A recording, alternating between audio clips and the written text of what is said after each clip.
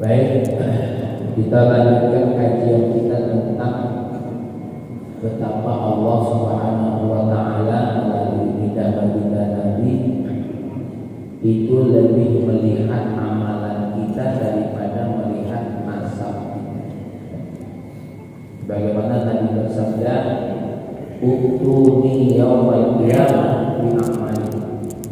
Datanglah kepadaku di hari kiamat nanti dengan amalan kalian, wala bi ansabikum, dan tidak dengan nasab-nasab kalian. Fa inni la ughni 'ankum minallahi syai'. Aku tidak bisa apa-apa melakukan sesuatu kecuali dengan kehendak Allah Subhanahu wa ta'ala. Ini ada dua kabar. Pertama, berita gembira. Yang ujung dua itu. Apa berita gembiranya? Satu, kita yang nasabnya ke Abu Jahal, nasab kita yang ke Abu Lahab, nasab kita yang ke Fir'aun, ke Qarun, tidak diurusan. Jadi walaupun kaget seandainya dipegang buyut, seandainya di pojok-pojok tak buyut, misalnya ada nempel-nempel ke Abu Jahal, ke Abu Lahab, tidak masalah. Yang penting tak buyut bawa amal. Jika himawan ya Allah, aku ini sebenarnya ada keturunan dengan Abu Lahab, tapi aku beriman dengan Engkau ya Allah. Aku sholat ya Allah, aku baca Quran, aku bersaksi Engkau adalah Tuhanku, tiada Tuhan kecuali Engkau. Nabi Muhammad adalah Nabiku yang kupegang omongannya sebagai panduan. Kata Nabi apa? Aku tak tengok nasab kau yang kupegang amal. Jadi ini berita gembira. Apalagi mama aku sebelah ni koko ni. Ini kalau kita tengok turunannya ada. Ya, kalau ke apa Panglima apa Cheng Ho, tak masalah. Ini ke yang lain. Jadi tak jadi masalah. Nak mana baik asap kita, apa? Seandainya kita dapat diteliti, wah ilaha illallah, itu keturunan Nabi, tak masalah. Yang penting misalkan ini ditengok oleh Nabi ustaznya, entah keturunannya kemana, wallahu a'lam. Ini berita gembira apa kita? Oh kita ni buat keturunan Nabi, oh kita ni buat keturunan Rasul, oh kita ni keturunan orang ahli maksiat. Tidak masalah. Walaupun ayah kita mabuk ada video, judi ada video, ya di kampung pun pernah ditunai kalau radio, ya. Dan ini masalah. Kata Nabi aku tak tengok dia yang boleh tengok. Amalan. Jadi berita gembira ini buat kita. Jadi ibu, apalagi yang duduk-duduk pikir-pikir. Kalau saya ada hubungan nasabnya dengan yang tak beres, Allah tidak tengok. Jadi kita ucapkan apa? Alhamdulillah. Kita ni mandi nasabnya sama orang lain anak penanggung. Ya, ada yang punya keturunan ke PKI, tak masalah. Apa yang penting amalan itu bukan amalan PKI. Gitu. Jadi ini semua ditengok oleh Allah Taala. Tapi ini juga selain berita gembira, ini juga warning, indah, peringatan dari Allah. Bagi kamu yang nasabnya mulia, bagi kamu nasabnya yang sudah masya Allah, ayahmu, kakekmu, orang-orang sebelumnya soleh-soleh, semua juga tak boleh. Tidak aku tengok. Yang aku tengok juga amalan diri. Ya, nak siapa kita ini, maka yang ditengok adalah amalan. Tapi ingat, ini kaidah bukan menafikan segala-galanya, seolah-olah nasab itu tidak ada gunanya. Nasab itu tetap ada gunanya dari sisi keimanan. Dari sisi apa? Dari sisi keimanan. Ya, ini sedikit ulang karena saya akan nyinggung lebih banyak. Apa kata penulis kitab Syarah Al-Jawahir Al-Qur'an Muhammad bin Abdullah bin Abdullah Al-Jurdani? Beliau berkata, "Tsumma ma taqarrara min 'adami naqi min as-sami inna wa qabla dukhul jannah amma ba'dahu fa yanfa." Kata beliau yang menjadi ketetapan nasab tidak akan faedah, tidak ada faedahnya, tidak ada gunanya kalau belum ada ketentuan siapa yang masuk surga, siapa yang masuk neraka. Tapi kalau sudah itu ada faedahnya. Kenapa? Karena sama-sama kalau ada nasab kita yang mulia, satu sama lain saling mengangkat derajat. Hadis Nabi. Ini hadis dikeluarkan oleh Akhrajahu Abu Nu'aim dan Sayyidina Ibnu Abbas. Ya. Apa bunyi hadisnya? Inna Allah yarfa'u dzurriyyatal mu'min fi darajatihi wa in kanu duna litaqarrab bihim 'ainuhu. Allah Subhanahu wa taala akan mengangkat ya keturunan orang yang beriman pada derajat orang yang beriman walaupun amalannya di bawah keturunannya yang lebih hebat. Ya. Kenapa? Biar ada kasih sayang menunjukkan mata satu sama lain. Itu hadis ini. Mana Al-Quran? Nah, itu yang bilang kemarin. Nih, kajian buku surat Al-Qur ayat 21. Allah berfirman, "Walladzina amanu." Agak tengok terjemahannya, tengok tafsirnya, kira salah tafsir pula. Ya. Walladzina amanu, dan orang-orang yang beriman, wattaba'ahum biiman, dan orang yang mengikut mereka yang beriman tadi dengan iman, alhaqna bihim dzurriyyatahum, keturunannya mengikut itu. Jadi ini kita terangkan dalilnya, tidak main dongeng-dongeng tidak, ya. Wa ma alatnahum min amalihim min syai'. Yang tadi keturunannya yang beriman tadi, karena mengangkat derajat ini tidak kurangnya amalan mereka, walaupun dia cawe-cawe urusan apa turunannya masuk surga, biar sama derajatnya tidak kurangnya amalan dia. Kullu mri'in kasaba bima kasaba rahim. Semua orang nanti utamanya akan dihitung oleh Allah dengan apa yang dia lakukan.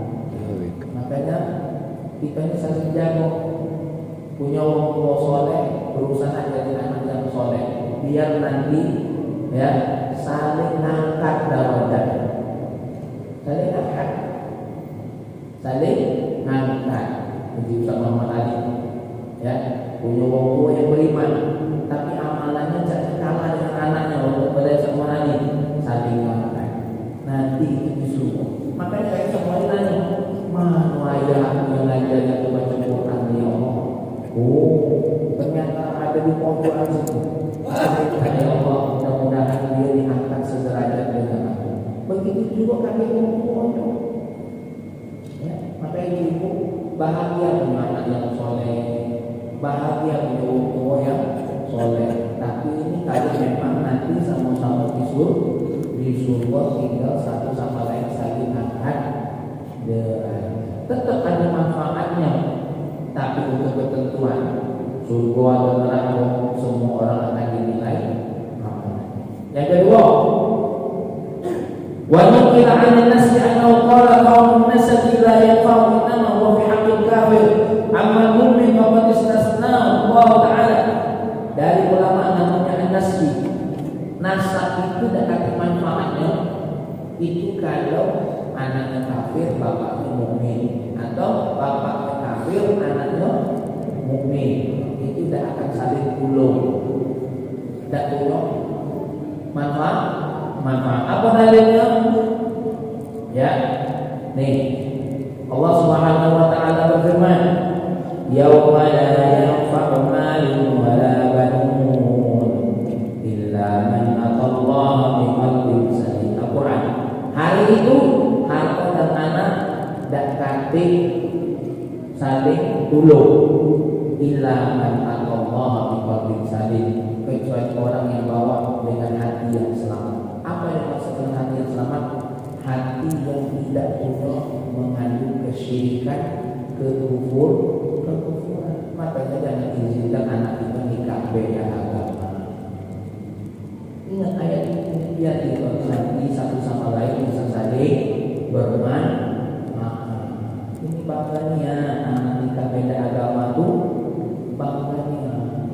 Karena yang ditengok tadi bukan kebaikan agamanya, rekeningnya.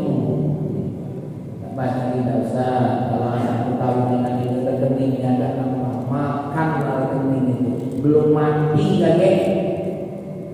Ya, kecuali kalau mereka ini sudah bersedia untuk masuk ke dalam agama kita, ya, terdidik dengan kita. Jadi makanya itu kami ngajak, ayo jangan meremehkan. Ustaz, apa Ustaz dia lah cinta. Ini urusan cinta ini berbahaya. Ya, kita benar nikah lama. Kalau cinta lain lalu dalam kasihan. Cinta ini cuma waktu nekongnya baik cinta. Malah tahu dalamnya. Tidak ada cinta. Aduh, apa-apa yang ngomong. Ya, karena cinta itu lebih bergerak kepada hawa nafsu. Baca dalam kitab Tafsir Al-Qurtubi, mawaddah itu lebih kepada hawa nafsu. Tapi kalau rahmah lebih kepada nengok kebaikannya, nengok jasanya. Aku tidak baca lagi bini yang melahirkan anak. Aku tidak baca zalim dengan bini yang dia ngurus baju aku, dia ngurus hidup aku. Itu namanya rahmah. Jadi kalau mawaddah dari sisi hawa nafsunya, tengok dari lainnya yang masya Allah, bodinya yang apa ini gemuk, ya, bodinya yang sama mahal, sehat juga dia. Ya, kalau nengok yang cari berdesir juga, buktinya masih ada kan? Ada nih, namanya manusia dengan nafsu ada, tapi rahmahnya tidak baca.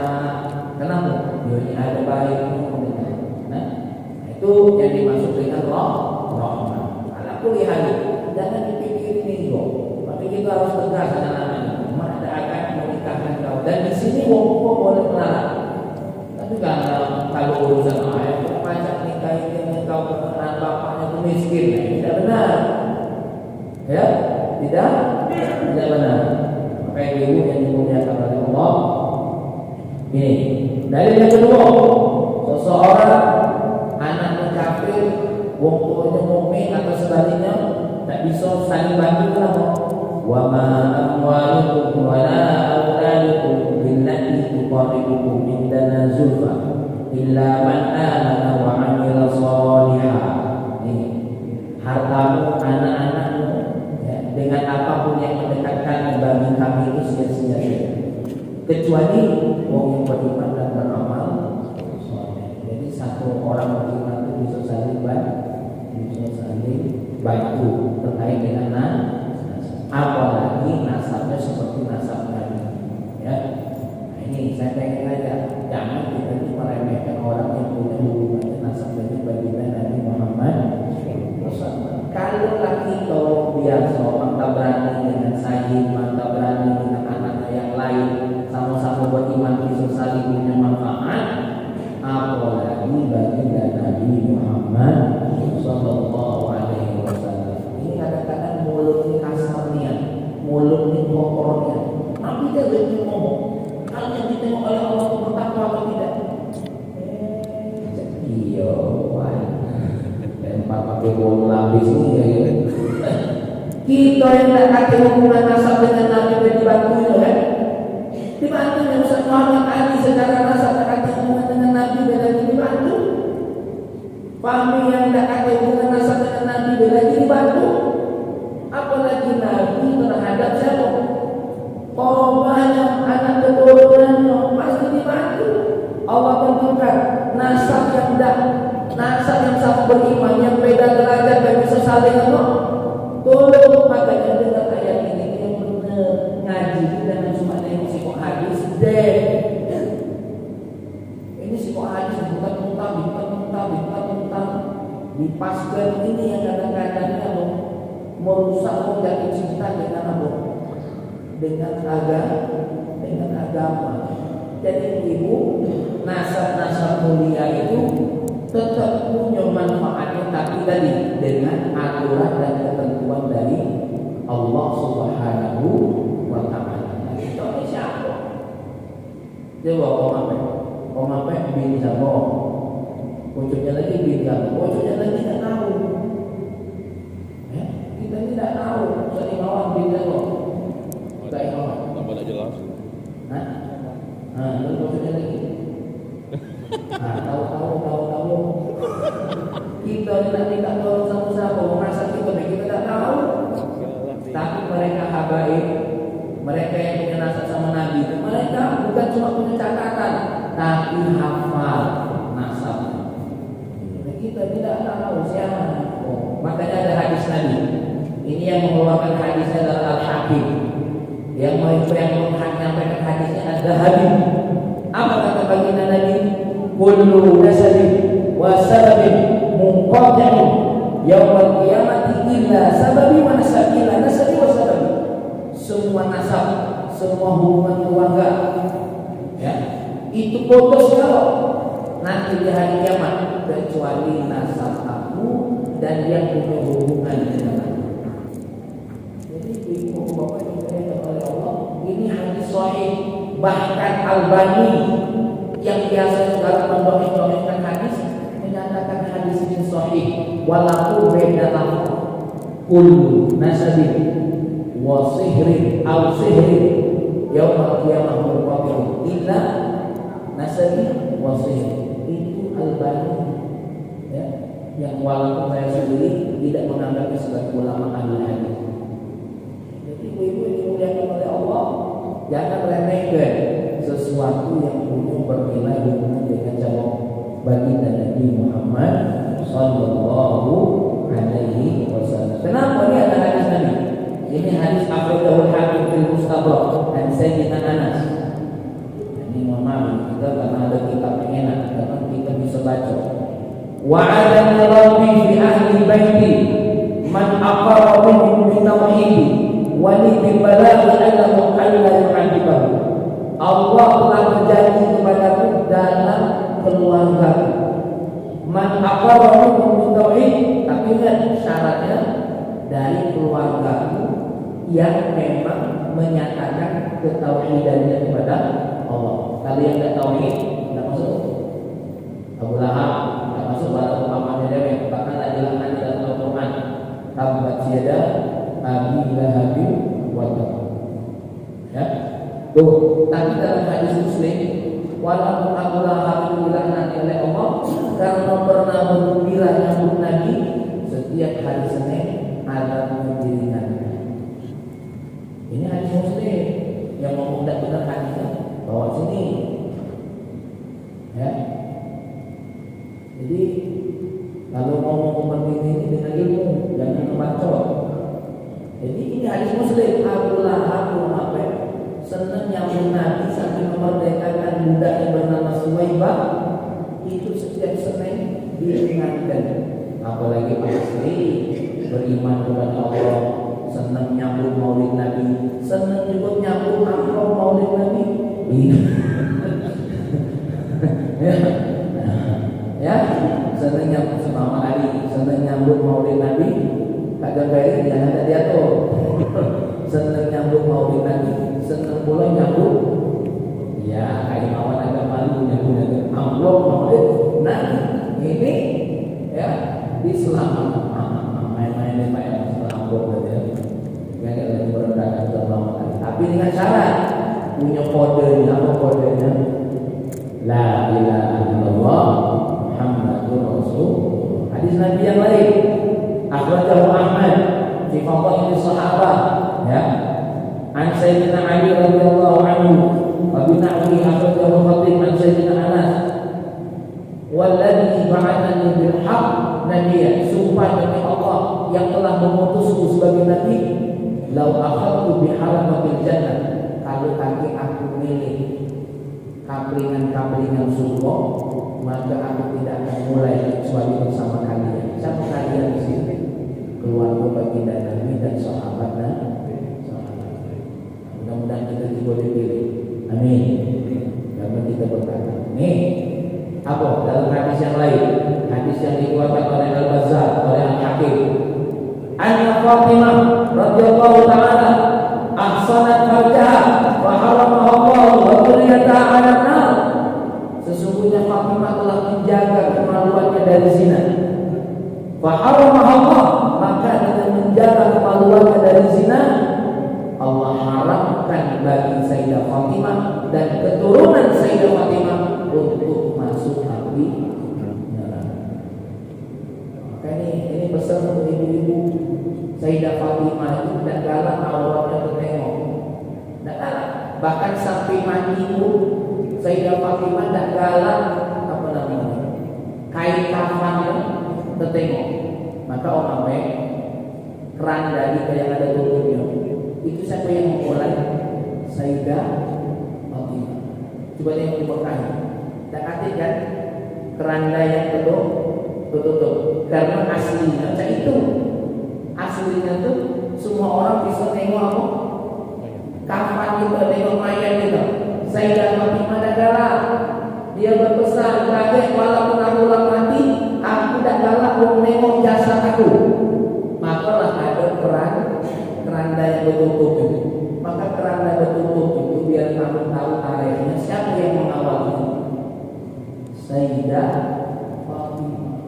Makanya tak ketengokan kita tuh meleler baju ketengokan. Ya, tak ketengokan. Jadi yang mengawal Sayyidah Fatimah. Ini biar tahu sejarah. Jangan main bintang-bintang baik. Apa Sayyidah Fatimah bintang? Tidak. Memang sebelum Sayyidah Fatimah keranda itu ada tutup itu seperti di Saudi. Nah, ada tutup itu tengokan. Yang perutnya buncit itu tengokan. Ya. Namanya apa? Kain kafan. Ketat. Nah, ibu-ibu kadang-kadang belum pakai kain kafan lah ketat. Nah, ini namanya lambang kafan yang luar. Maka Sayyidah Fatimah tidak kalah. Jadi Sayyidah Fatimah dijago karena Sayyidina Ali pernah ditanya, siapa wanita yang solehah? Dan ada yang dijawab, wanita yang solehah diisi oleh Sayyidah Fatimah. Nanti besok dijawab PR tadi. Perempuan yang tidak pernah nengok aurat laki-laki dan laki-laki tidak pernah nengok aurat diri. Nah, wanita yang paling jago adalah Sayyidah Fatimah. Maka diharamkan oleh Allah untuk masuk neraka. Dan yang terakhir, ini hadis sahih. Ma balu aqwami. Ini untuk jawaban bagi orang-orang yang melecehkan nasab Nabi. Ma balu aqwami. Apa hendak kaum yaquluna, mereka berkata, inna rahimah Muhammadin Rasulullah la yanfa'u qaumahu yaumil qiyamah. Apa maksud mereka berkata bahwasanya mereka yang punya keturunan dengan Nabi tidak punya manfaat bagi keluarganya? Siapa yang ngomong begitu kata Nabi? Bal inna rahimi, sesungguhnya yang lahir dari rahim pula, wallahi sumpah demi Allah, mausulatun fid dunya wal akhirah, akan tidak ada putusnya baik dunia maupun. Jadi ya, bagi yang memang punya dalil dan meremehkan mereka keturunan Nabi, ngobrol sama aku, jangan sama Om Ape, jangan sama Kak Buyung, nggak tahu dalilnya, ngomongnya kamu gitu, jangan sikok hadis, sikok dalil, ini akromatum, sikok lain sampai, ini ayat yang lain untuk aku, ya, ini kadang-kadang mulut ngomong atau ngomong salah loh, ini nggak ada yang di sini, ada yang ada. Kalau balik, alhamdulillah tidak tersinggung. Jadi tolong jangan satu dalil keimauan, jangan macam-macam itu. Satu dalil diputar-putar, tidak dalil apa? Ulu bi'ati dolala, itu sudah dihafal sampai mati. Kata lain, kata hadis lain, ulu bi'ati dolala. Hadis itu benar, sahih. Cuma kita cari penjelasan dari hadis. Ya, ini saja dari mohon maaf agak sedikit tegas, agak sedikit kencang karena ada tenang lagi kami masih di belakang itu. Allahumma shalli wa sallim ala sayyidina Muhammad wa ala ali sayyidina Muhammad. Ya Allah, jadikan kami ini orang yang beriman, keturunan kami orang yang beriman, sehingga kami dengan keimanan kami satu sama lain telah di hadapan saling mengangkat derajat. Ya Allah, ya Allah, kumpulkan kami dengan orang beriman. Mudah-mudahan karena beriman ini kami saling memberi syafaat. Karena ada hadis ya Allah, setiap satu orang bisa menolong 72 orang dari setiap sahabat-sahabatnya. Ya Allah, ya Allah, ya Rahman ya Karim, mohon kepada-Mu ya Allah, jadikan kami orang-orang yang beriman sampai Kau tutup mulut kami dengan kalimat la ilaha illallah Muhammadur Rasulullah sallallahu alaihi wasallam, dan jadikan kami ya Allah satu sama lain saling beriman dengan saling memaafkan satu sama lain ya Allah, dengan saling memuliakan satu sama lain ya Allah, saling menghargai satu sama lain ya Allah, saling mengangkat satu sama lain, dan yang paling terpenting saling membantu satu sama lain ya Allah. Ya Rahman ya Karim, jauhkan dari kami yang bernama al-adawah, permusuhan, wal khilaf wal mukhalafah, perselisihan. Jauhkan ya Allah, jika ada itu di dalam hati kami ya Allah, di antara kami, maka selesaikan dengan baik, selesaikan dengan kalimat la ilaha illallah Muhammadur Rasulullah sallallahu alaihi wasallam. Rabbana atina fid dunya hasanah wa fil akhirati hasanah wa qina adzabannar. Alhamdulillahi rabbil alamin. Mohon maaf ada kata-kata yang tidak pantas yang telah bawa maafkan baik. Assalamualaikum warahmatullahi wabarakatuh. Assalamualaikum. Allah senantiasa memberikan keberkahan, kesehatan, kemudahan, kelancaran semua. Pagi hari ini kita bisa berkumpul bersilaturahim di Masjid Agung Al-Bari, bertemu dengan Syekh Al-Mukarram kita, Ustaz dan Belaga. Masya Allah, mudah-mudahan pertemuan ini pertemuan yang membawa barokah, rahmat dari Allah Subhanahu wa Ta'ala, ilmu bermanfaat insyaallah yang diberikan oleh Ustaz Al-Ikhwan. Masya Allah. Pada kepada Ketemu senior. Nah ini ketemu wong senior lagi nih. Karanganyar. Wah, bisa sholat di Masjid Al-Bari. Kepulinggo, Masya Allah.